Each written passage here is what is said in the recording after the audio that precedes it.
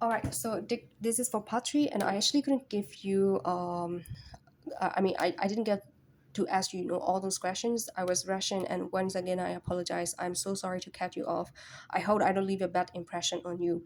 Usually, when I have, like, when I have students who are late for classes, I usually give extra time, and I was able to give extra time, but today I had an appointment. But anyway, so here, part three, I want to explain something about part three. So for part three, what you need to do is, like, you have to give a longer answer. If you compare part one and part three questions, you can see that it's a bit different. Part one is all about yourself, but part three is more like, logical. You have to give a logical answer. And every time you give the answer, you have to justify it.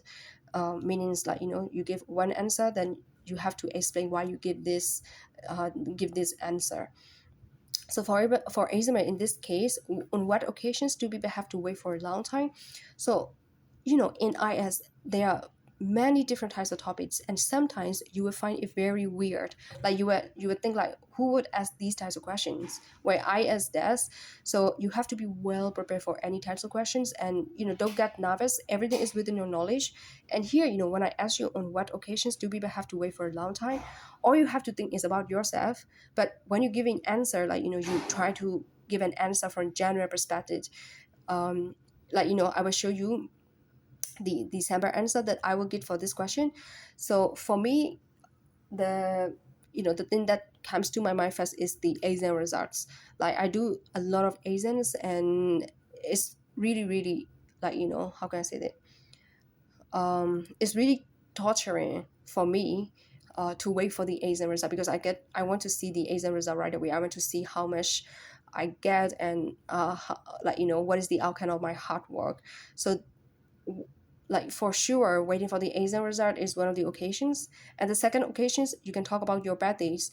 People usually wait for their bad days, right? Because bad days are the best days of their life, and usually they have fun on those days. But bad days don't come always, so that's why they have to wait for that.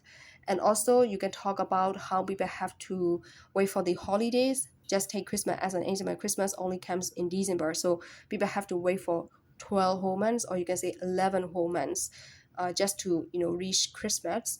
And last but not least, you can talk about how people have to wait for the bus, the train, the Uber, or like, for someone else to pick them up, and all these things, all these normal things that are going on in their daily life. So, just think about yourself. So there are a lot of answers that you can give, right?